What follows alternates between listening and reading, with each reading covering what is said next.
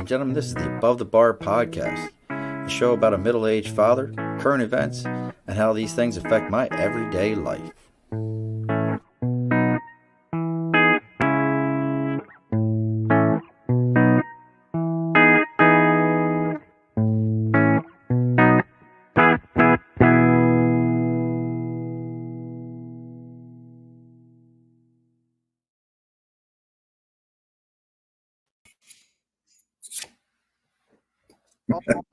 Welcome back to the Above the Bar podcast.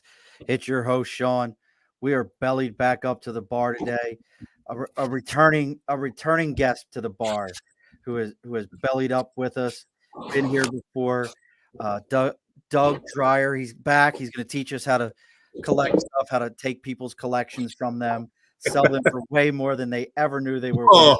All right. Retire out like a pirate. Doug, welcome back, brother. Hey, man. How are you, brother? Good to see you again. Good. How are things? Like, I have bottles of water here. Do you need me to ship those out to you in California? Boy, we could use a lot of water. And now, the bigger problem is that they've decided they're going to start changing the way they allow people to have pigs in California. So they're talking about pricing out pork.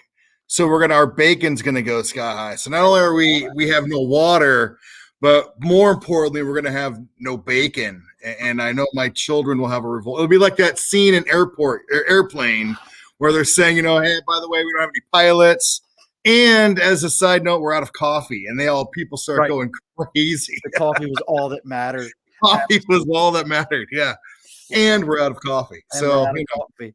Well, I saw that on the news, but as always, we're going to get into everything with Doug because Doug got all of our California news, all of our California information, everything we need to know. Just put a little bit of pressure on him. But we got to do our housekeeping first. As always, over my shoulder, we got our board, sticker and a cause. If you've got something out there, some cause you believe in, something that you're pushing for, Doug's got some stickers in hand. He'll have to get those sent out to us. We have sticker and a cause. You contact me. Tell me what your cause is. I'll give you an address. You send me your stickers. I'll read all about it on the show, put them up here on the board. As we can see, the most important sticker, that big giant Raven sticker up there, them birds are going to take another ring this year. It's going to be a LaMarvelous day. Just keep that in mind. You like bad. that? You got to hear, I can't remember which one of the coaches is when he says Lamar. He's always like, Lamar, one of the Ravens coaches. That's so funny. We've got that. And the other most important thing is, and I'm getting close, I think I'm going to get banned from a couple of yard sale sites here any day now, is make sure that you take a moment, folks, and share this to any and all of your yard sale sites. If you belong to a podcasting site, make sure you share away to them because I'm figuring sooner or later one of them's going to ban me. I got some woman from one up here in Albany that every time I turn around, she's like, this doesn't fit our needs. I'm hoping that the one, though, that I do like the page, it's called back issues, and it's all comic book back issues, that before they ban this one, they take a moment and realize that that's what we're going to be talking about today is back issues in comic books and all the wonderful things that are comic related. But as I'm doing this, so Doug, how's it feel to be back at the bar, brother? Man, I'm always excited to be back at the bar. Always excited to talk to you. I was just telling my friend that the last time we did this, man, was one of the most smooth, fun, conversational podcasts that I've done. So I was very excited to be coming back here for you. Well, that was your first too, wasn't it? That was my first. I've done a few side things on the, around there, but was really excited to be coming back to the bar. Well, we are glad to have you back, but anybody who was tracking us this week, watching what we were doing, I was putting a lot of pictures out of Doug over the years at San Diego Comic-Con, SDCC. We're hoping one day we'll get him out here on our side of the pond, our side of the country, I should say, and see if he'll come out to NYCC. Yeah, working on it. I've got a business thing we can talk about in a bit with the guy in Buffalo. So really, I'm doing some New York stuff at some point. Yeah. Well, I got to tell you. So my best friend Ken and I, what do you do? one of my good friends is down in Cape May, down in Jersey right now. Um, but we got our tickets, and I'm gonna tell you, I hope that does Reed Pop do SDCC also, or is that just NYCC? And I don't remember Reed Pop being there. No. So Reed Pop, who puts on NYCC, Sure. Yeah. It's that there's the San Diego Comic Con is a not for profit based in San Diego. They do San Diego. They do the Orange County, Anaheim. They're a private entity. so they're just out there, just handling. Just out here. Yeah. Well, thank goodness for that, and hopefully they're not as scummy as Reed Pop was this year. Yeah. I have no problem in telling them it was horrible. It was the worst experience. So, my best friend and I, we've been going now. This I think was our 4th or 5th straight year. So for years they've had like a legacy purchase. Sure. Long as you verified your email, which kind of told them you were still going to be going, you're going to go. Yeah. Sounds good. Sounds good to me. So then they come out and go, well, that day is going to be blank. But if you give us $100, you can get your tickets a week earlier. Now, you may not be a legacy, you're nobody. You can get them a week earlier, and you can get into the exclusive stuff. Yeah. But those of us that are legacies, we ain't getting into none of that stuff. We're gonna just have to wait. And I get it with COVID and all that, less tickets being sold. Lloyd Kaufman, No. Trauma Films, Trauma, Toxic Avenger. Yep. That's Lloyd Kaufman. He started that. Sure. And Mike, I can't think of Mike's last name right now. It begins with an H. But I had Lloyd on. He said they won't even. He's paid for a booth and everything, and they won't get back to Trauma Films. Yeah, they're shady this year. It's I don't know much about Reed Pop. I've never dealt with them. Like I said, I've grown up going to the San Diego one. I grew up in LA and would drive down there. They've been a not-for-profit based out of here. Actually, they have their own museum, the Comic-Con Museum in San Diego, which I've done a bit of work with, that is really dedicated to the pop culture now. It's really anything. It's a celebration of the visual arts, but they have a board. They have an entity that they have to follow along with. And so because they are a nonprofit, they have a lot of, they have to be they have more oversight, and they have to be transparent. And so while I think a lot of people could complain about how hard it is to get tickets, how expensive it can be, they are doing what they can to make it as fair as possible. There is no legacy. You sort of all go there. They do have a lottery system in a sense where everybody signs in. If you're a returning person, say you get an email in November, and you would be put into rooms, and then you'll go in kind of in a lottery system from there. Then they have another lottery system for people who have not attended, and it sort of breaks it down, tries to spread it out a little bit. But yeah, there's no legacy system at all.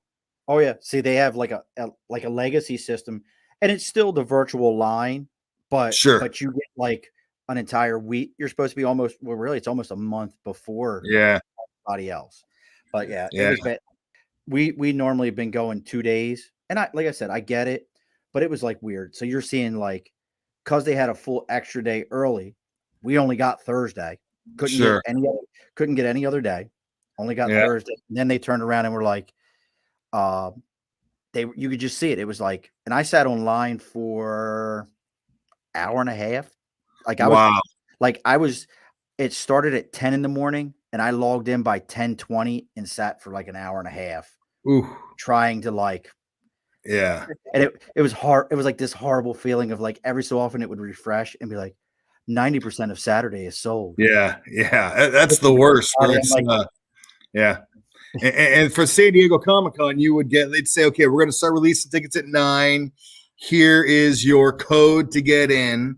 You don't have to enter until 9 o'clock because it doesn't matter the order you're in. You're going to enter at 9. Here's your code. Then you would put into a random room, and then you would sit in that room until you go into the next checkout area.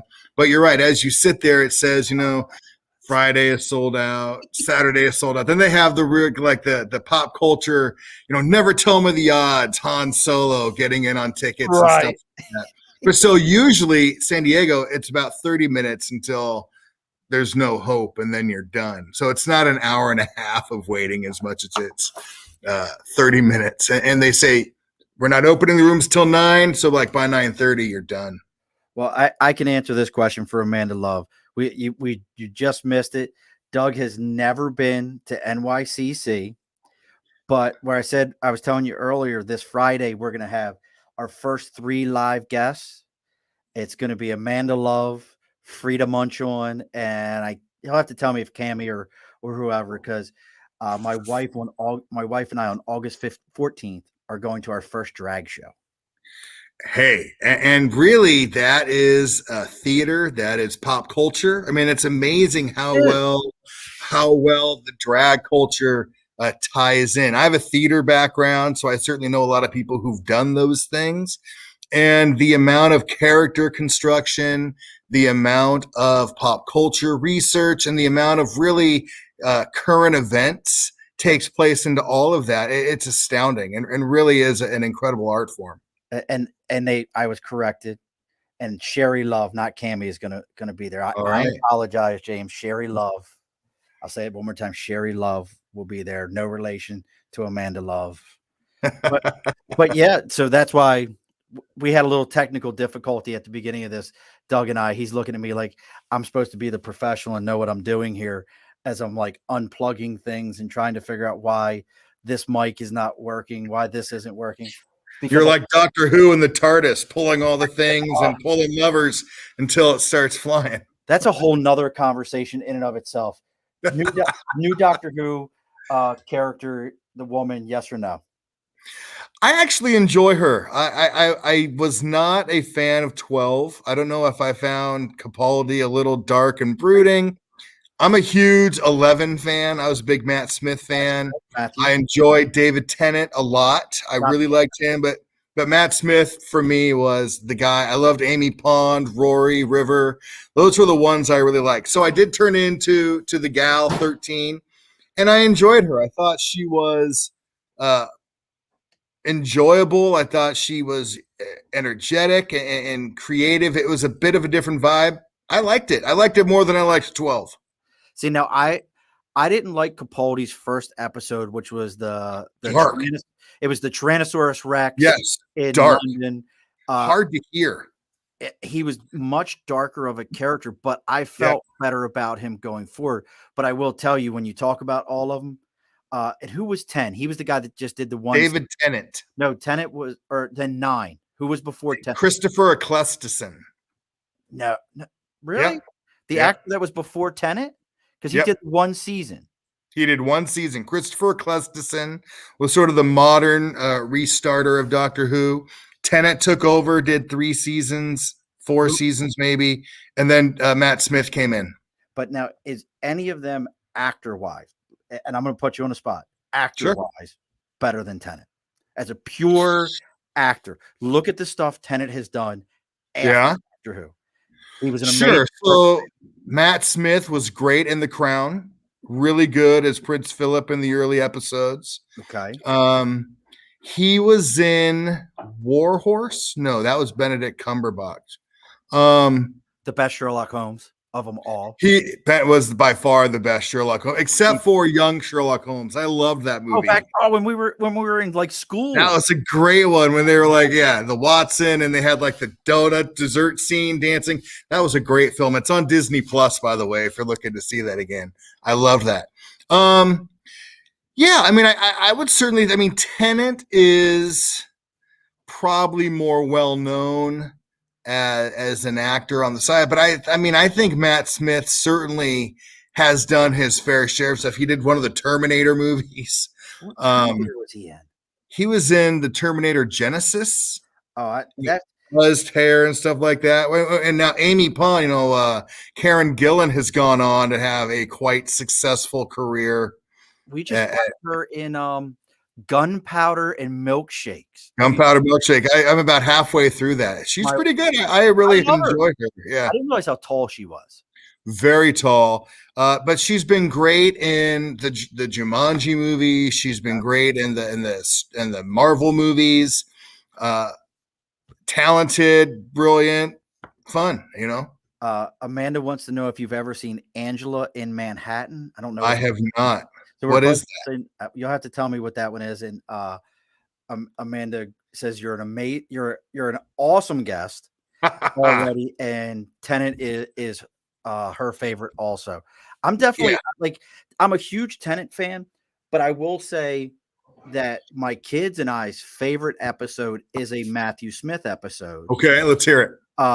Dinosaurs Yeah, on a space spaceships. Yeah, dinosaurs on a spaceship. Dinosaurs on a Great spaceship one is with probably Rory's dad. I love that. yeah, that's just one of those like episodes like when you Angels in Manhattan. Yeah, Angels in Oh Manhattan. yes, of course, Angels in Manhattan. That's the sort of the ending of the Amy Rory storyline. Very cool, very powerful. Yeah. Well, they probably could be the scariest of all the characters because even when they brought the Angels back uh, Yeah. in which 13 had an Yep. episode where she was locked up. Yep. And Yeah, that she was the came out. two-parter when they're on that island, like island and space kind of thing. And Yeah. then what's his name from came and saved him, who's also Yep. the giant head. God, Oh, Captain Jack. yeah. Goodness, Jack Harkness. Harkness. Yeah. We're, Yeah. we're gonna just geek out for a minute. That's all right. Just understand, folks, this is the complete geek show. We'll just talk about shit that Doug and I want to talk about. And we are never going to finish a conversation Nope. because what happens is we start and then we do these timelines and we never get to where we're starting. We're trying to get to. That's okay. It's like that's how I always know when I have a great guest on, when I never finish a conversation. There is no ending to it. We just talk about stuff that we enjoy. Yeah. It never finds an ending. But one of the things, back to San Diego for a minute, he did show me his antique badge. I got to get him to show that up. That is an official San Diego Comic-Con 1992. I think that's Mick Jagger screaming on the front of that badge. I think that's actually either Michael Jackson in Thriller or the Wolfman. Oh, that could be Werewolf. Like Werewolf in London. Yeah, maybe. There's a shot of that, or Michael Jackson transforming. There you go. That's a tough one right there. We'll have to. Somebody will look that up and tell us who was on Mick Jagger. That's pretty funny. All right. I thought you never know. I thought it was Mick Jagger.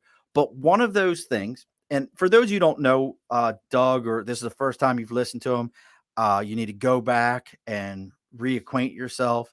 But Doug is the go-to at the bar if somebody's looking for something of a collectible. He knows where the black market stuff is hidden. He's got all the inside tracks.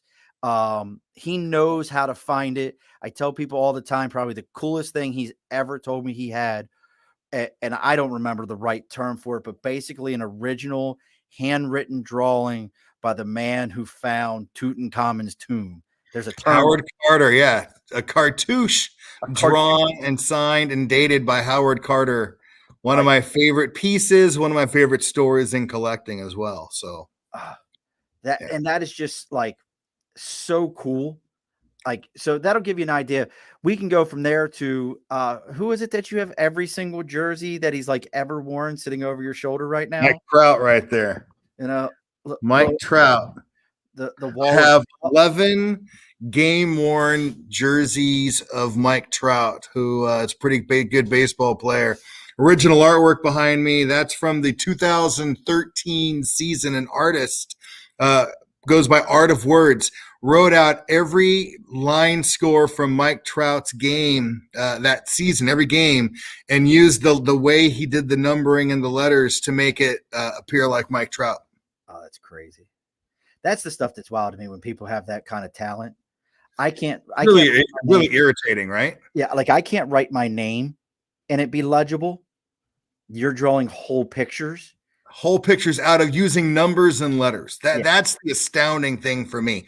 I peaked as an artist at about age 4. Yeah, and really that was the height of my work. There's a picture I drew in the bar around the corner that it's a lion I drew at age 4. It's above a Picasso lion, and that's the highlight of my artistic career. It's like the bar around the corner has a Picasso in it. We have, you have above the bar. I have a bar in my office at the end. Oh, okay. Full bar. You got to come out here and do an on the road above the bar podcast. My wife and I have been talking about that. We've met so many great people on the show, Yeah. all across the country. They do things like we're involved with the guys from Talking Beards, which are all competitive beard guys that have like big long Aaron. That's a picture of Aaron's sticker. He's got a 2-foot long beard. 2 foot. Wow, I can't even grow like half an inch. You could get his beard, man, and like cover your whole head and be like, it would be like perfect. I love it. But we're involved with those guys. Another guy who introduced me to them, Doug, out your way, Sean Welchiff, who owns California Comfort Barbecue. Okay. We met him. So we've got so many people. I tell my wife all the time, if it wasn't for this dirty 4-letter word called work, yeah, we have the RV. Yep. Just get in it and go and be done. I would tell you in relationship to that, I mean, I've been collecting my entire life, and I have had some of the most amazing experiences and have met the most amazing people, whether it be Stan Lee or John Wooden or anybody like that. But the best part of collecting for the 40 plus years I've been doing it are the connections I've made, like friends, like the people I've talked to. And I am blessed that collecting has given me my best friends. It's giving me my job, and it's given me those really monumental memories I've had in my life. And so even more than the tangible items that I've been able to collect and to hold, whether it be Marilyn Monroe dresses or JFK rocking chairs or presidential documents, I hold dear most the friendships and the connections that I've made through all of collecting. So I totally agree with you. That's been the best part of all this, are meeting and talking to people. Did you hear that sound in the middle? I did. That was all the name dropping, hitting the ground all at once. But and you're right, man. Like I have, so here in Albany, and I tell people all the time, there's nothing like a home show when it comes to collecting. We have a guy named John. He owns a shop up in Boston Spa, New York, that if you would blink and miss his comic book store. Sure. But John knows everyone. Like physically, when I met like Steranko, it was at Albany Comic Con. Yeah. We're not talking a big monster show where a guy like you would think a Steranko would be. For those who don't know who Steranko is, go look him up and keep your wife away from him. He is about 900 years old and will still take your lady from you. He's like Muhammad Ali in that sense. Even at the end of Ali's career, he was a flirt. And if you had a pretty girl on your arm, she was on his arm by the end of the night. I met Jim Starlin. And you were like, okay, Ali. Okay. Sorry. Hey, man. Sorry to ruin your. Yeah. Because even at that age, you still didn't want him to jab you in the mouth. Yeah. Still got it. I met Jim Starlin before Marvel let him back in fold. Like we all knew Thanos was coming, and Marvel was still blackballing that guy and being like, stay away. It's pretty sad. I mean, that whole story, which is another subject, but it's tough. And really what he did with that 92, 91, 92 storyline and Infinity Gauntlet is crazy. So and what it did for Marvel, obviously. Well, I mean, we're going to talk about this and we're going to get into some of the stuff that comes out. I got to put up something on. You've got Amanda Love a little hot and bothered right now when you mention Marilyn Monroe's dress. Oh, you mentioned that you might have got Amanda Love a little hot under the collar there for a moment. Well, I hope Amanda Love is sitting down because we owned the fuchsia dress from Gentlemen Prefer Blondes when she's singing "Diamonds Are a Girl's Best Friend." Uh, yeah, What? the iconic, Yeah. thin dress. I remember we hired a model to come in and put on the dress so we could make a custom built mannequin, so the dress could be on display in a perfect form. Wow. Um, and really, that was that was one of those most iconic moments in time. And what's really even cooler about that is people come in and they see those things and they connect to it, whether it be someone who studies fashion, whether someone who studies iconography. Like, that dress has been, I mean, that was 60 years ago perhaps, and you still see it in pop culture today, whether it be Madonna, whether it be television. Those things become iconic, and people Yeah. can connect. And that's really great to see. And you nailed it. It's the well, that's pop culture to me. Yep, It's exactly. the Exactly. iconic be I guess is I don't know if I'm saying this right, and I know somebody will correct me. It's the iconic behavior of items is pop culture. It's that item that you see or you experience in a show or in something, and you can see it in the background and go, "Oh, oh, do Yeah. you see what that is?"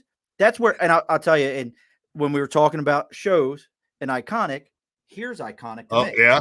Yep. So Jim Starling, who Marvel had for a while there, really kind of ostracized, and there's a whole story there. This is what I'm holding up right now for those of you who aren't watching the live, is Iron Man 55, which is the first appearance of Thanos, first Yep. appearance of Drax, first Love it. appearance of Brother Blood. Yep. Now, mine, I have to thank Mike Zapzig from Comic Book Men. We were at a show together that the Podfather had put on up in Lake George, New York, and Mike was there and Ming Chang was there from Comic Book Men. And I told Mike, I said, "Yeah, the book that I would love to have, my holy grail book, is Iron Man 55." And Yeah. I can still remember being a kid in the late 90s or early 90s when Infinity Gauntlet, Quest for Infinity Gauntlet came out, which kind of reintroduced Thanos without a Yeah. helicopter. Yeah. Um, Which made it into the Loki did series. you Did see you that? see that? It was in the Loki series, but I can remember the guy at the comic book store. My mom, I'd be like, "Oh, I would love to have the first one." When this guy came around, and my mom asking the guy at the store, and it was a great store in Baltimore. To me, to this day, still the best comic book store name ever. Yeah. Mind Bridge. I like it. I I like it, like it. but so the guy goes, they're about four. Now this is early 90s. The guy goes, they're about $40. You can find them anywhere. You can't touch this book today for at least a grand or better. No, not at all. You're not even, and they finally have settled in price. Yeah, I mean, and we're talking about. I mean, I was talking with Trevor, my friend, earlier about, Trevor, you come in know, the camera. Trevor, come in the camera. Trevor. They're watching the camera now. Come in the camera. We're talking about, how comic books are sort of different into baseball cards, where baseball cards are sort of done by player. Comic books are done really by appearances within comic books, like Amazing Spider-Man 129 is Punisher, and the general normal Punisher comics aren't as much as, say, those Punisher War Machine #1s and so forth. So it's a different system. And of course, the first appearance of Thanos. Now, I am a big Thanos fan. And in fact, when I knew we were talking about this, I brought a bunch of different Thanos artwork I've had done Trevor, are you a comic over book the guy? years. Trevor, Here's Thanos done as a Lego character. that is amazing. Trevor, are you a comic book guy? Yes or no? Very much so. Yeah, I've actually collected pretty much almost everything. But yeah, I ran through the comic book world through the mid '80s all the way through about the mid '90s was my realm of collecting. Oh, So here's my friend. That? That's my friend Gus. He did this Thanos for me. Now, see, it's funny. It must be the West Coast. You're saying it's Thanos. Pronounce it right. Yeah, Thanos is coming in. Yeah, come on. It must be a West Coast way of pronouncing it. So here's Stuart Sager. This is one of the most amazing comic artists. Hold on a sec. Is that you're like going to see today? Transformer? Pardon? Yeah, he did Transformers for a long time. Thanks, Trevor. Yeah, man. Yeah. So Stuart Sager did a lot of that Transformer stuff. I'm a huge fan. So this is sort of I have a nice collection of artwork of him. That is awesome. That is And here's another Sager, by the way. See, that's badass. Well, see, Thanos to me is such an amazing character. Nice. Here's why. Now, I don't know what your feelings are about why you love him as a character, because to me, he is the best anti-hero ever created in Marvel. Yeah. Because when you hear so for those who don't know it, in the comics, it had nothing to do with him saving the population and balancing out the world. It was because he was in love with death. Lady Death, that's right. Death. And the whole idea was he told her, I will give you half of the entire galaxy's population. Yeah. And and you can have them. They're yours. Amanda, it's Thanos is my favorite character by far, bar none, in the major books. Outside of the major books, I'm with you. Totally agree. Outside of the major books, you got to go look up Ninjak. He's my other favorite. He's a very impressive character. But yeah, so it had nothing to do with it. But if you also go back and you look at his backstory, you look at the stuff where he was running around with Adam Warlock. Yep. In the early days, when he was kind of like, yeah, I'll help you out. Yeah. And it was always, there was always a reasoning behind it. He's such, everyone who's touched that character has done an amazing, amazing job. Yeah. Character. I like Thanos because he was flawed, right? I mean, if you remember back to the Infinity Gauntlet series, there's the great scene at the end with him and Adam Warlock sitting there, where it's like did he really want to win? Did he really expect to win? And if it's interesting now in the Marvel world, there's that great speech in the first Avengers movie where Coulson's telling Loki, you're never going to win. You don't have it in you. And that was reminding me a bit of that scene in Infinity Gauntlet. Yeah, no, that's a great series. That was Thanos. Like, to me, that's what I thought about Thanos. And he tried so hard. And you're right. The storyline in the original books is so different, and really the snap happened sort of in the beginning of that 6 series comic books. Yep. Whereas here it's in the middle of the movie. Right. Of the 2 movies happened at the end of the first. So it's definitely a different storyline. Now, I thought they did a good job making it work for today.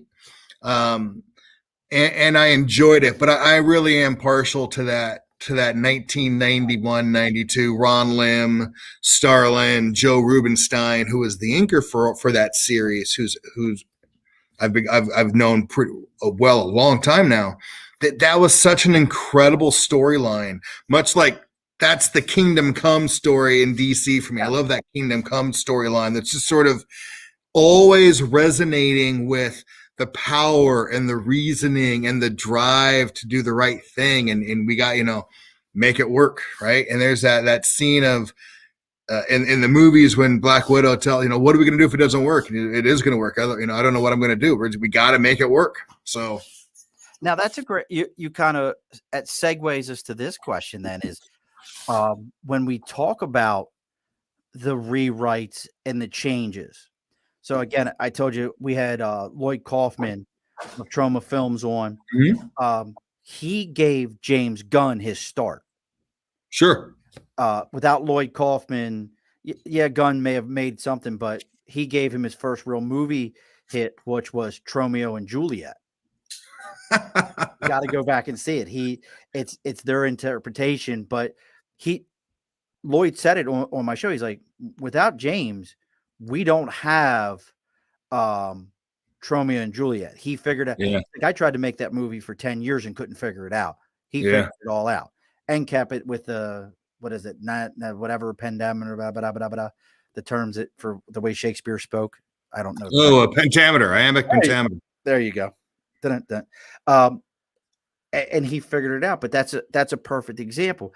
And I get upset. I've talked to many of my coworkers. I get upset at James Gunn's interpretation of the Guardians. Sure. Because I'm a Guardians fan. Yep.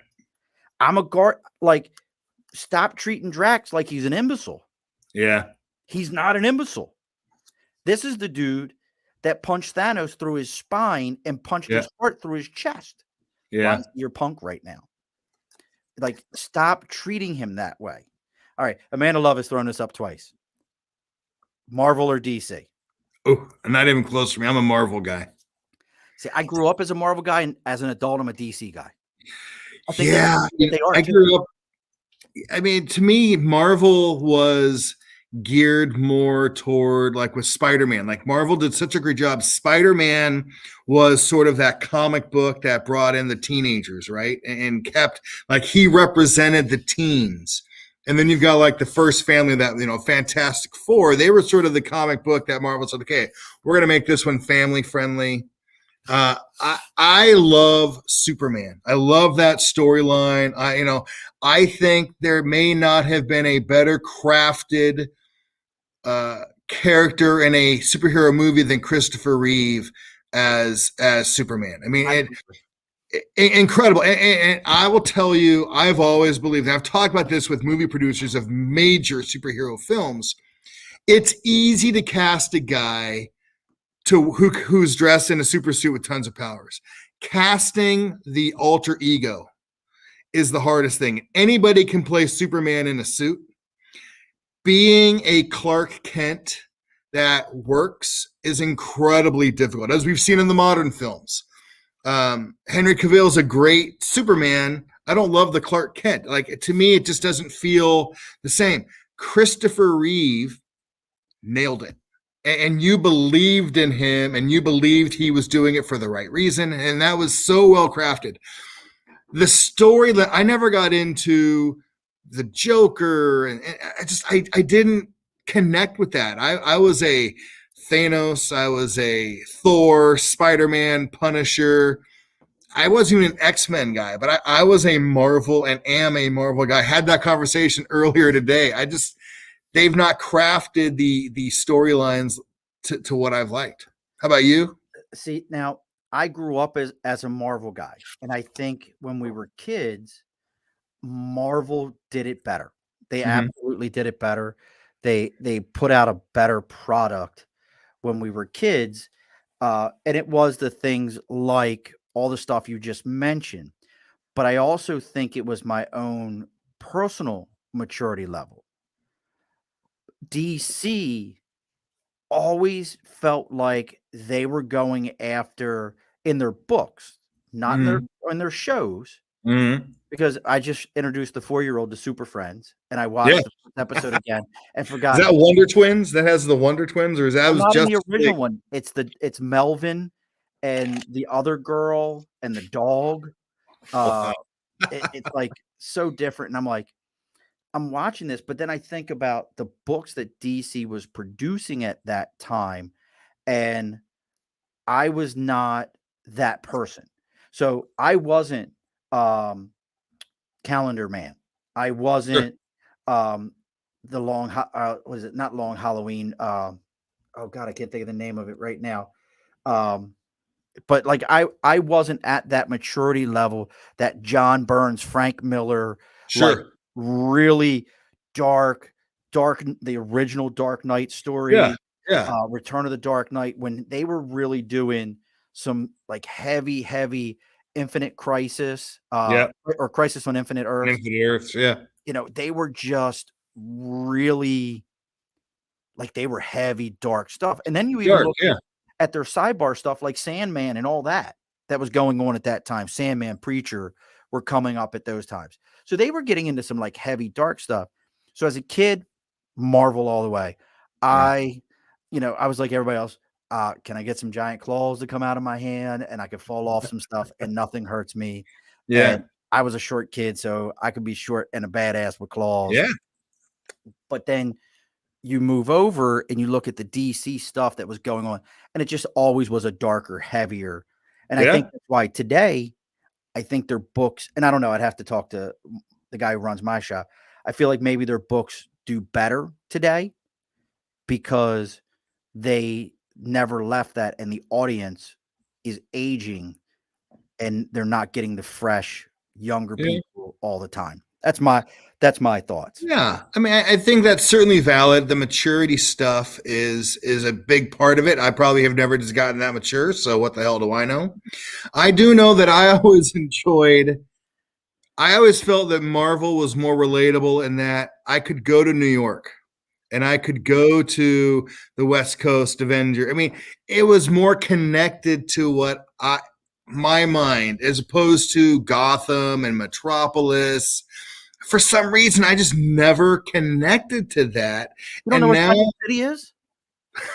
now when I know that it's relevant to me and I feel like I'm more connected to it. And I feel like, especially in the movie world now, when we talk about the Marvel universe they created of 20 some odd films, it was powerful. And I remember, watching the film and the snap, and you see these things happen and you feel it viscerally, like it's like hitting you. I remember when I was watching the first Superman with Henry Cavill and like the death and the amount of destruction, and I was like, Superman to me was about hope, right? Like Right. that there's good in the universe and that we're moving positively. And I watched that movie. My only hope is that he doesn't destroy my house, right? Like I'm hoping he's not going to ruin everything. And I didn't get that vibe. I think the Dark Knight film trilogy with Christian Bale, which was incredibly done, made or moved DC into the darker side of their universe. And they felt like it worked. And they tried to make Superman more edgy. Yes. And it doesn't work like Batman does. And I know in the Marvel world, if you watch Daredevil when they had the series on Netflix, that was a much darker world. But he's a and dark it works. And it works for Daredevil, right? It doesn't work for Spider-Man. It doesn't work. Like they've done a great job of balancing the world, like the characters, and realizing that, hey, this is a darker character, which means it's going to be a little more violent and a little more bloody and a little more edgy, as opposed to the main universe when we're going to see these things happen. And so I feel like they've crafted this world that is more in tune with what people are out there. I agree with you. I mean, the original Dark Knight, Frank Miller, those storylines were incredible. And Sandman, I mean, those things were such powerful storytelling. I just never connected to them like I would connect to Spider-Man and Captain America. And they really created these characters where, like, when I was a teenager, you're reading Spider-Man, he's going through the same problems you are, right? He's got, girl issues, and he's got school issues, and he's got a boss yelling at him to get more pictures of Spider-Man. And then he's trying to relate to how can I protect my family and still be. So like it just felt more real to me. And I related more to that as a reader. So I'm a Marvel guy, and it doesn't disrespect DC at all. That just wasn't the world I loved. No, I get it. That's why I said, I think it really is age relatable. Yeah. Even today, as they've started to turn things into more and more series, more and more shows, I think that's part of the whole where DC owns the little screen and Marvel owns the big screen. Absolutely. The DC TV world with the Flash, the Green Arrow, those are incredible shows by far, and they're focused. I totally agree with you there. And Marvel, can't get that right if it meant their life. Even when they get it right, they walk away from it. They've done better now with shows like WandaVision, Falcon and the Winter Soldier, and Loki. They've been pushing toward to that. Yeah. But look where they're at. We're going to take these over on the Disney Channel.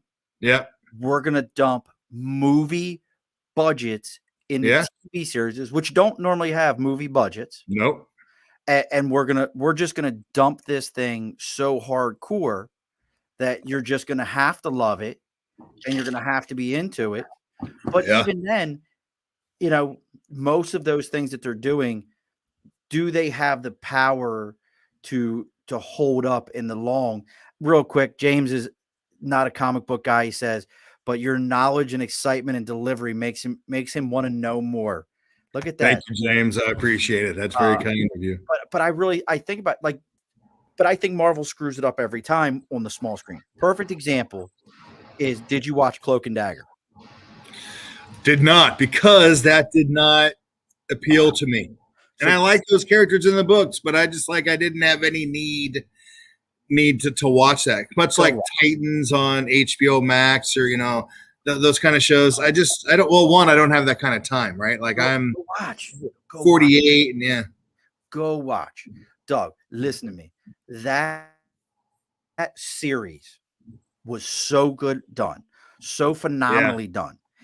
It touches on things that before we had the movements that we have in society, it was already getting into that. Like the main storyline was Cloak's brother was murdered by a dirty cop who pinned it on the brother as doing something, and he never did.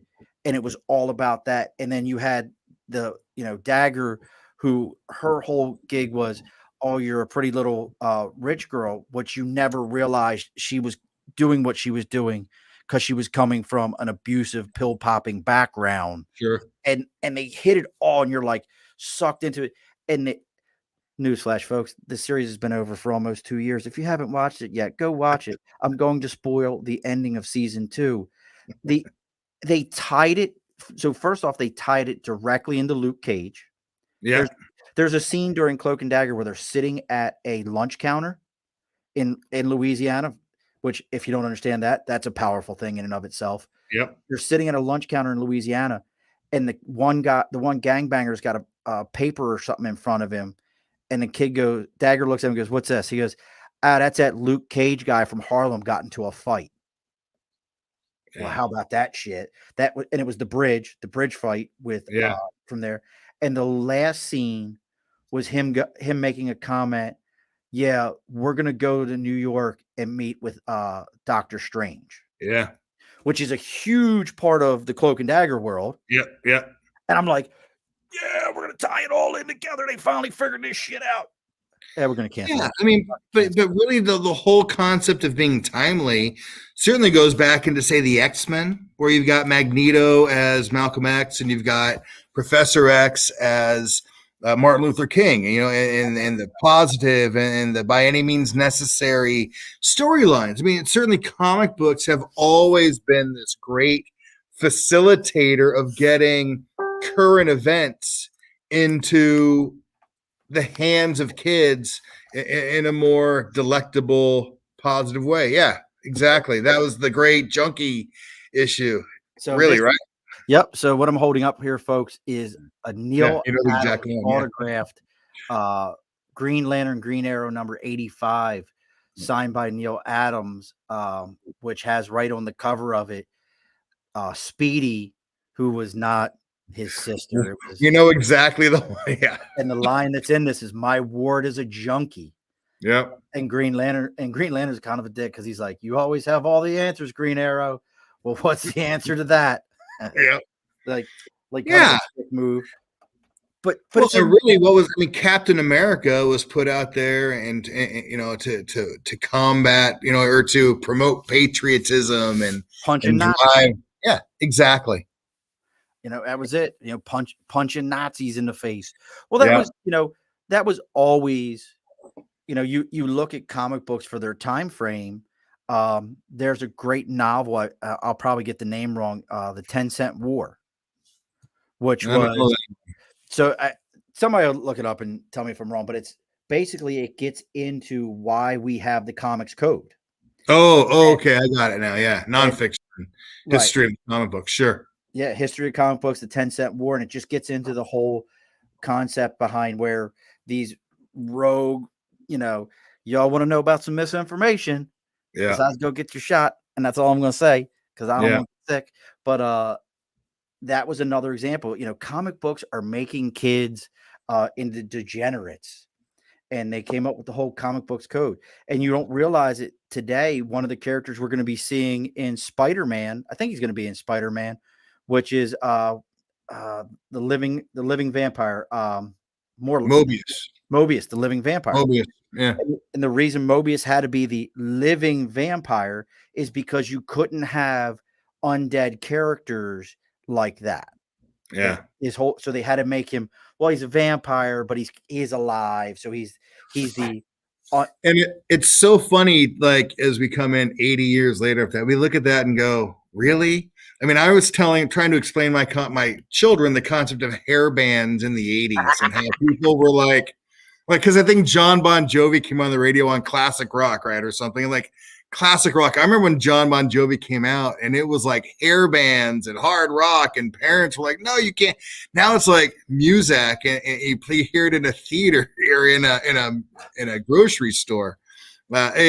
It's crazy. I think about, going back even like to standards and, TV standards, and you couldn't have people in bed together, so you had Lucille Ball and Desi Arnaz in their own beds, and the whole concept of what we're getting out of that, and the judging and the being the champion of morality and so forth. I mean, there's these huge intertwinings of culture through all of this stuff, and that's really to go way back to the conversation of iconic and pop culture.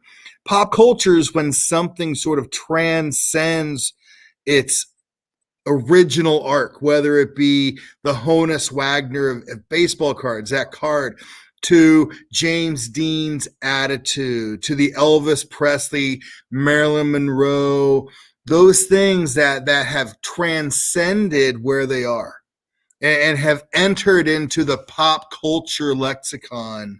That is pop culture, when it is instantly something that people around the world, or the general area, would understand when you say something. When it enters popular lexicon discussions.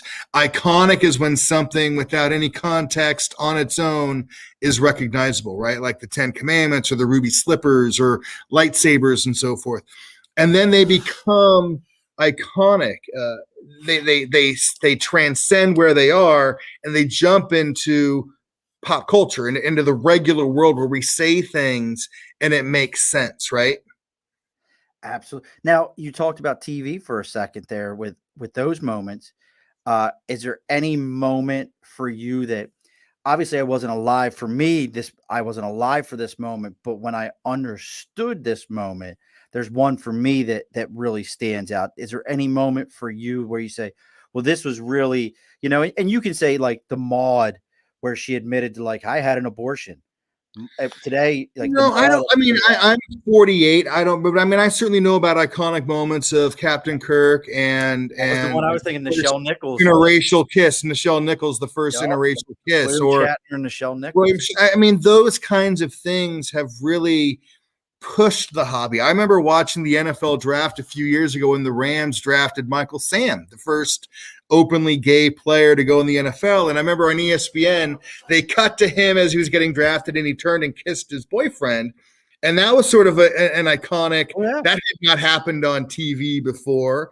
And so those kinds of things, whether they're planned or accidental, I remember those things because it's like, yeah, I've not seen that before. How interesting. I mean, I think the William Shatner, Nichelle Nichols, I mean, that's one of the most iconic moments in television history.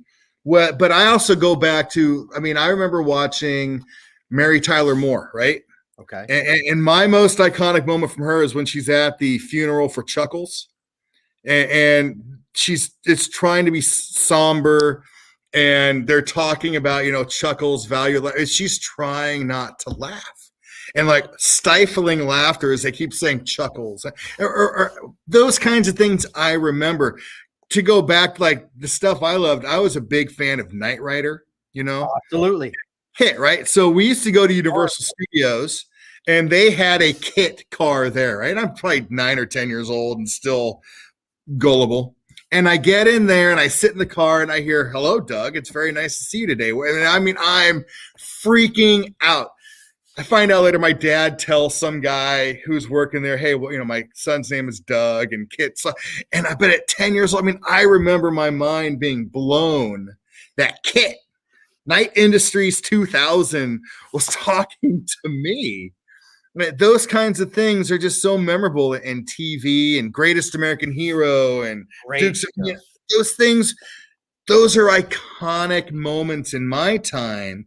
Whether or not they've transcended and been pop culture is different, but they are the things that you hold on to. And so when you have those kinds of memories, whether it be the first time you read about Thanos in a comic book, or you saw something on TV, that's what, when you are older and you have disposable income, that you're going to go back and try to connect to, because you see those things and you have positive thoughts. It releases those endorphins of, oh yeah, I love that. Like for me, baseball cards, collecting with my dad. Today's actually my dad's birthday. I saw that. So we have ice cream in his honor, and I'm sitting around with my friends who helped build the card collection. And I do those things, the ice cream and the opening baseball cards, because they remind me of that great time and places with my dad, sitting in his office Saturday mornings, opening up a box of Topps or Fleer.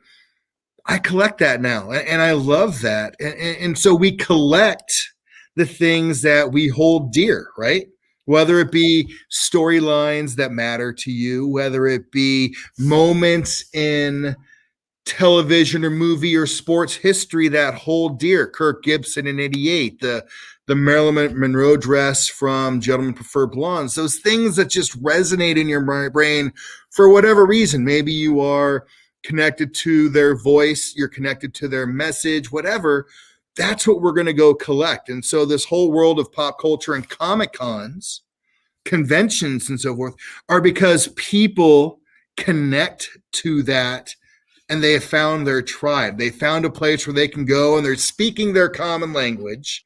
They're talking to other people about the first appearance of Thanos, and they're talking about Steranko, and they found a place where they can go and they feel like they're a part of something, whether it be when you go to the drag party in a few weeks. These people have found a place where they're comfortable, where they have found their energy is rewarded and applauded, and they can be what they love and who they love and do what they want and connect to people. That's all we really want, is to connect to something. And whether there's so many ways to do it. For a lot of us, it's collecting comic books and comic art and so forth. Really powerful stuff. Look at you, brother. I mean, somebody cutting onions in the studio. Brother, but you're right. You're absolutely 110% correct. Our passion for collecting, it is. You can't see, but my wife and I, we just picked up a Pac-Man, a Galaga, and I already had a Marvel Superheroes Arcade 1. Arcade 1 kills it because they just bring back games that we all paid a quarter for, and you saved up your money. Your childhood. We didn't have bills. You didn't have to worry about all that kind of. You could go and you had your happy place, and we all want to be in a happy place, right? And you found a way to bring that back to life. That you've nailed it, brother. I mean, you're 100% correct. And I want to, so I think I know for you, because I think we talked about this last time, but I can't remember. But one of the things I put out was something that you have in your collection that to the rest of the world, they would look right past it. But to you, this particular item or grouping of items, it is priceless. Yeah. I mean, really, it's funny. I mean, we showed that earlier, this 92 Comic-Con pass. I mean, I've been going to Comic-Cons for 30 plus years, and I have great memories, and I've met amazing people, and I've done really amazing things. But I think there's this great item, and I'm looking for it. Maybe, Trevor, maybe it's back there behind there. So it goes into baseball, and I don't know if I showed it last time. Is it no? So I was born May 14th, 1973 in Redondo Beach, California. The next day, Nolan Ryan threw his very first no-hitter. And so my dad held me while he listened to that on the radio. So this is actually Dick Enberg, Hall of Fame announcer. He was the announcer for the Angels. This is his scorecard from Nolan Ryan's very first no-hitter.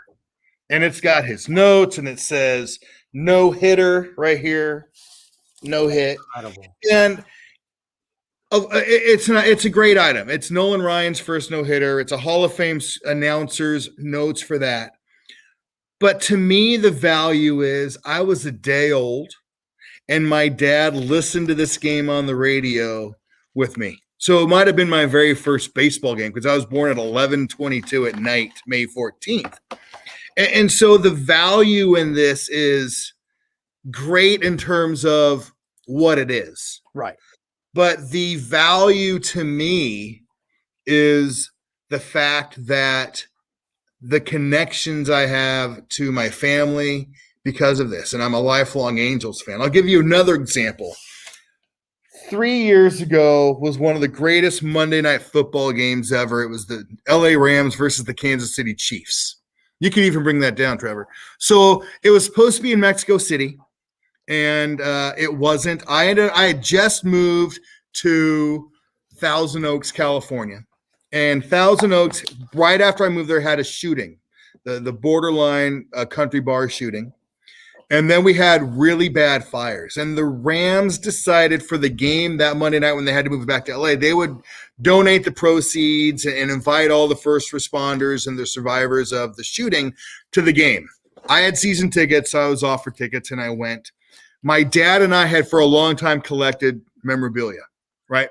So the last item my dad and I bought together was Jared Goff's jersey from that game, from the Monday night game. This is the one he wore in what might be the greatest Monday Night Football game of all time, right? That 54-51 game. I was there, was talking to my dad, texting while he was still in the hospital and so forth. And it helped the community I was living in. It was not supposed to happen. It was one of those serendipitous types of events.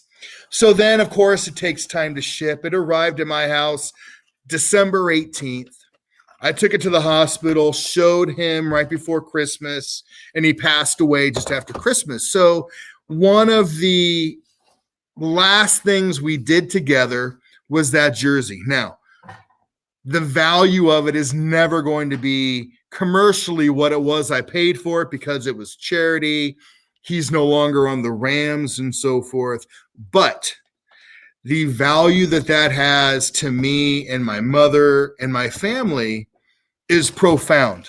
I could never sell that except for some sort of charitable way of funding cancer. Like there'd have to be a great thing. Hey, Trevor, grab the box that's up there with the shoes in it. All right, so this is another thing that we got, and anything that was ever given to us as a gift, we kept.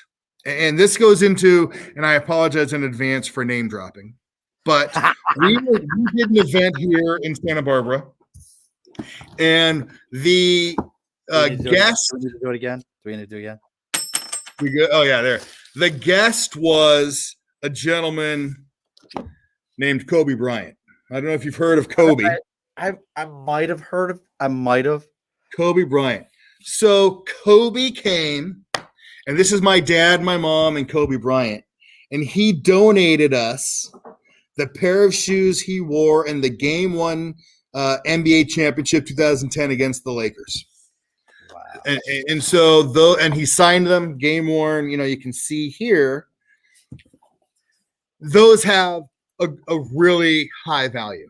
Oh right? God! Like especially today, like there's incredible. Yeah, but the value it has for us, whether it be the memories that we had, the fact that it was a gift to us for hosting the event, the memories we had, you know, getting to sit and dine with Kobe and interact with him, powerful and worth so much more than anything monetarily could do. Now, we have talked about selling these shoes with the proceeds splitting cancer research and the Mamba Academy that's actually here in Thousand Oaks as well. Thank you very much.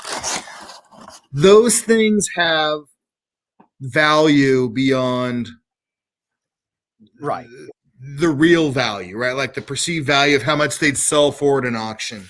It's the memory of your first baseball game, whether you knew it or not. It's the memory of a jersey, getting to see the last time of a smile before someone passed away, and the memory of that. It's the memory and the feeling of working with an NBA legend. Those kinds of things, they have real value in the heart, and so those things are really special to me. To go kind of another silly thing, I'm an Angels fan, as you can see behind me. I had an incredible full Angels collection, but one of my favorite items was just a signed photo from Mike Scioscia after the World Series. It just said, "Doug, we finally did it. Go Angels, Mike Scioscia." And, nothing photo. I mean, it was signed to me. But I met him, we talked, and I got that photo a little bit later. And that was really like, yeah, I'm Right. a fan. I wasn't on the field, but we did it. Those kinds of things mean so much to me that the value is negligible to what they're worth to me. No, I see that. See, that makes perfect sense, and that's something. And I'm glad we got into this, because a lot of people will neglect a collectible and say, Yeah. "Well, I don't want that. That doesn't mean anything." Yeah. It means nothing to you. You Yeah. know, when you meet somebody who's got a collection, or if you're listening to this and you meet somebody and they become in your life and you want to know, why do you have that? Why do you keep that? Make sure that you know that there may be an emotion Yeah. that's tied to that is hard for you to understand. Yeah. You know, I consider myself as a collector. Doug is like on that next level. He's made a career out of collecting. We can get into probably another 2 hours of things that him and I have talked about, where he's bought whole collections and, things that he wanted to keep in the whole. He's a very California guy. I don't understand that whole California thing. It's the Someday weather. What are you going to do? you got to get him off that left coast at some point, where there's, over here on the right, where there's states and there's places and everybody sounds different. We're not just all eating avocado every day. We True enough. got to get him off of there. But it really is. You're absolutely right. Like, for me, it's I have all 6 issues of John Byrne's Man of Steel that I bought when I was like 6, 7 years old, going to the corner store with my mom that had a little shelf of comic books, and the people who owned the store would make sure that there was, each time it would come out, that I had the next one. They're not worth more than about $1.50 an issue, and they've made everything that we've seen movie wise. Is all for those movies is all based on that. There's no Lois Lane, it's Lana Lang. It's all that. But I get it, brother. I completely understand what you're talking about. And look, we stayed kind of on topic, Doug. Like, we kind of. Our problem is that we could do 50 of these on different topics, and it would all work out well. So. Yeah, like I'm looking around the basement right now, and I'm thinking to myself, well, there's the rack of comic books, there's the video games, there's my dad's pool stick and like his memorabilia, there's my Raven stuff. Oh, there's the albums, the record player, there's the antique bottles. Like, I've just got like, sometimes I'm like, all right, well, sometimes it's just I got shit. Like, just I buy shit because I'm like, well, that looks cool. You know? Like I have a metal milk jug. But there, I'm sure out there somewhere, and I've not done the research, there is a milk jug museum. And there are, or if there, I know there are farming museums, because I've seen them and I've been to them when you're driving through, and then they would have the history of that. They would have, the evolution of the milk jug or the evolution of the Coke bottle, but what's really interesting is you can track history through these things. I've always found it fascinating. If you have a collection of Cracker Jack toys from the late 1880s, if you research that, it actually mirrors society with, they were metal, and then the war came and all the metal went to the war thing. So they went to tin because it was cheap. And then paper drives, and they had to stop doing that. And plastics became popular in the 50s. So all their toys became plastic. Changed. You can track sort of evolutionary moments in time through something as cool and unique as Cracker Jack. See, now I would have never thought of Cracker Jack toys to me were always that horrible made that I could never get because the ball always stuck to the side. Yeah, of course. But they started out, they were baseball cards, and they were originally dolls. And there was some really profound stuff that came from Cracker Jacks, but you could track sort of U.S. history through that. And same with like advertising and sports stars and what they would advertise and who was advertising. And there's this great story of Lucky Strike cigarettes that in the, when their color was green, right? Like that was the Lucky Strike thing. And then when the war came, they said, look, Lucky Strike goes to war. We're sending all our green paint to the military. So our new color is yellow. No, they didn't. They weren't really doing that. It was an advertising thing, but it evoked patriotism, and it evoked, hey, we're doing, we're common cause for the enemy, doing our part. It was just green paint. There was no shortage of green paint, but it also let them change their brand a bit in a way that worked for people. Now you're talking. We'll do this one last because I'm curious about this, and oh God, so. This is too funny. So Amanda Love found out Potsdam, New York has a milk bottle museum. There you go. And Potsdam is not far from us. It's a couple hours away. There you go. That's a day trip for you. Make it happen. And we're a big dairy area. Like upstate New York is like huge dairy. Like it's ridiculous, like huge dairy. But what have you seen this is your business. This is what, what pays the bills and keeps the lights on. Is collecting. I don't know how well your OnlyFans page is doing, but I think it's just this. I don't do enough hot tub stuff, so I'm not really doing well on OnlyFans. Doug's got to do more hot tub stuff. Let me tell you. Sorry, no, I don't. But no, so. What are you seeing? Because I know I started seeing it because for a while there, I used to fix like the little Chinese 4-wheelers and dirt bikes and stuff like that, and I enjoyed doing it. But they got to a point recently that I couldn't afford to buy one from somebody and fix it because a guy was like, this Chinese 4-wheeler that all 4 tires were shredded on it. It wouldn't turn over. Probably it might have had a seized motor on it, and every piece of plastic was shattered. Wanted $600 for it. And I'm going, bro. You're not alone. You're talking about any hobby. Anything, whether it be candle making, whether it be sewing, supplies are harder to get. In the card collecting world, getting top loaders, getting sheets and sleeves for stuff, there's a backlog. The pandemic has created a huge rush of people who were not going out, so they had more expendable cash. They were looking for something to do, something to connect to. We've seen the sky rising prices of baseball cards. There's a Wagner now that's currently around $3.5 million. We've seen Mike Trout and LeBron James cards going for $4+ million. We've seen comic books going crazy. There's an article in the LA Times. Used car prices are up like 78% than what they were a year ago because people are looking for something to do. Their prices for dogs, cats that you want to buy, if you're looking for a breed, those have gone up as well. People are trying to find something to latch on to connect to. That the price have gone crazy. Even the same when it's fixing something to replace, right?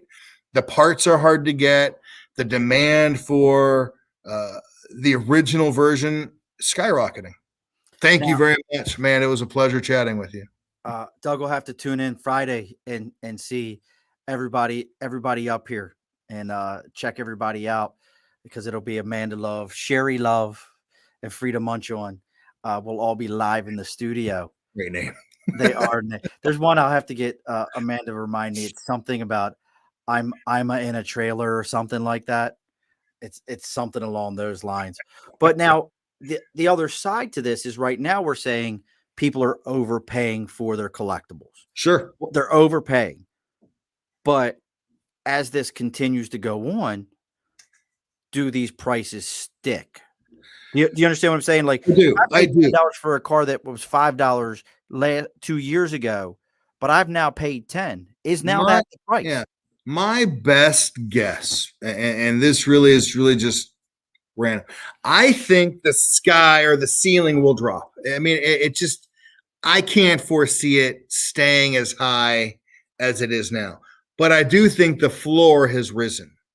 So all of these hobbies, all of these things, people have come into the hobby. I mean, we could just use comic books. More people are collecting comic books because they're seeing incredible numbers. They're getting into it. People are going to come in that are buying the big name stuff. They're coming in almost like a meteorite. They're going to come in, they're going to flash, they're going to burn out, and they're done. But we're going to get those meteorites that actually haven't crashed, and they get to the planet, they get to Earth, and they go, hey, this is actually a really cool hobby. I think I'm going to stick around. I think the ceiling will drop, but the floor has risen. So if you were buying something for $5 a year ago, that's $100 now, that may be $40 in a year. Makes sense. Because there's more people who are now in there. The top end may come in, do their thing, and go. Or they may come in, they want that one thing, and they're out. Whether it's, Amazing Fantasy, the Spider-Man or the Superman, they come in, they get their thing, and then they're out. But we're hoping people come in that are like, yeah, I want to go back and buy the John Byrne stuff. Or I want to go back and see Kingdom Come or Marvels or, the Venom series with McFarlane. We're hoping at least some have come in and we've stabilized the foundation and the floor has gone up a bit. But we're hoping that more people have stayed in the hobby because that's good for the long-term part of it all. Absolutely. And it's funny you were talking about that. I saw on eBay the other day a Wolverine from the miniseries, the 4-issue miniseries Wolverine. Yep. A 9.9 CGC. I didn't see who it was autographed for. Buy it now for $19,000. Yeah. I bought that entire series a couple of years ago. Now, look, they weren't CGC. They were just regular, all the books. And I've got like 2 copies of it locked away. Yeah. They were like $125 for all of them. Yeah. And a whole nother show is the discussion about grading companies and their effect on collecting as well, whether it be baseball, coin, comic book, CGC, PSA, and so forth. PGS, is that the coin one? There's what's the other one begins with a C? CGC. Well, there's CGC, PS something, and then there's a third one that started coming out. Oh, out of CSA. There's HGA, there's HGA, SGC. PSA, we know. there's Beckett, there's CGC. Yeah. Again, Does Beckett block books and cards or cards? They do not. They do not do comics. CBC is the brand that they do their comics under. Okay, they have a CBC. CBC. They have C's are all belong to CGC. All those are under the same umbrella. But I mean, that's it. We could talk for hours on that. That's why I said, Doug, you and I could sit here all night and go through. We could. And sit here going, oh, hold on, let me go running. I got one of them. I got that. Like, hold on, man. I got one of them. Yeah. Because that's what it is. And I think you nailed it, where these hobbies, and that's why I love having you on, and we're going to have to figure out a way to make this a regular. I'm in, man. Maybe we'll start advertising it and having people send us pictures or something of their collection. That'd be really cool. And they can say, hey, I've got one of these, Doug, can you tell me about it? Can you tell me where to find this, that, or the other? I still got my Ali Frazier, the fight poster. Yeah. Did I ever tell you about that one? Yeah. Ali Ali Frazier the fight, and it was You got to find the Chamberlain versus, was it Chamberlain versus Ali?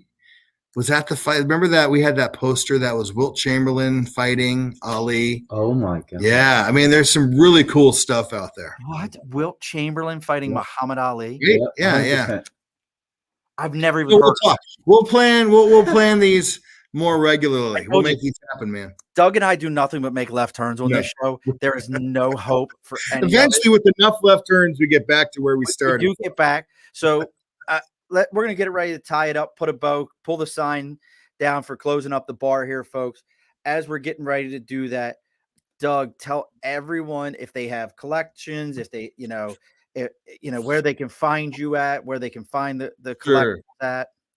So I am at my main site where I'm doing sort of collections consulting and so forth is the collectionconnection.com. And that's where I can handle discussions about people who have inherited collections or they have collections they're looking to sell or start up. And I consult on that. I've also got DCD Collects, which is basically where we're creating mystery boxes where you can get autographs or original pieces of art that just started. We just did our first box and it sold out in 24 hours. We have a good friend of mine named Lee Cosi, who's doing some incredible stuff. We have Star Wars stuff that he's doing that you have a chance of getting original pieces of art, sketches that he's done, as well as some certified authentic autographs as well. That's in the process. That's what I know Trevor and I were working on all day today. So those two websites, dcdcollects.com and thecollectionconnection.com, different purposes, but how much are the boxes? How much are the boxes? They were the first ones were $125, although that was sort of let's get started. They're $150 generally for this product. As it ebbs and flows, there's talks about Doctor Who, we've got Star Trek, Wolverine, we've got some great ones coming up that we're working on. And is it one of those, like, can you say like, hey, the box is $150, but the value inside of it is going to be? So you'll have a chance of getting, for example, the last box we did, there was a 1-of-1 Daisy Ridley autograph from the Topps signature series in 2018. There was Jeremy Bullock as Boba Fett. There were some great options for autographs, as well as there were some incredible sketches by Lee that he did for us that were curated with other cards. So it worked out pretty well. They sold out very quickly, and we're working on Series 2, and we've got plans to do more as we move forward. So we got the DCD Collects. Yeah. Where we have Doug's OnlyFans page. Go find that. Don't tell my wife. Don't tell his wife. This is how he supports his collecting habit. Is through his OnlyFans page. Go find that. Trevor's OnlyFans page. We can just get everybody's, but we have that. So Doug and I probably after this we'll figure it out. We're gonna do this again. I think. Yep. I think this needs to be a regular because I enjoy it just as much as. Sounds great to me. I love it. Folks that are on here, and then maybe we'll finally make it out there, and we'll bring the studio and we'll do it from his bar. We can do it from our bar. But I think he only serves ice cream at his. I don't know. I have to bring No, I've got a wonderful assortment of tequila. We've got some great stuff back there. We're in, man. And I'll bring the bacon since in California. That's right. Yeah. I'll bring the bacon and a case of water. Oh, hey. Yeah, don't get mugged coming in here though. Right. That's pretty desirable. All right, folks. Well, those of you that are listening to this, checked us out today. Make sure you take a moment, like, share away. Make sure you go into that whatever platform you're listening to. Give us a 5-star, especially on Apple. Need that. The more you like it, the more 5 stars you give it, the more people see it, the more we get an opportunity for others. Also, our Instagram is at Above the Bar Podcast, Twitter at Above the Bar 4, email the Above the Bar Podcast at gmail.com. Doug didn't say he's got a Instagram. It's DC. What is it? DCD Collects. DCD Collects is Doug's Instagram. So make sure you check out his and you start following his and you start seeing the things he's got out there for collections. Anything else, Doug? You, as always, as the man at the bar, you get the last word. What is it, Doug? Hey man, just find something you enjoy and do it till its fullest. Complete it. All righty, folks. Be sure to push your stool in. This has been an Earplug Podcast presentation, found on earplugpodcast.com, iTunes, SoundCloud, and wherever your favorite podcasts are found.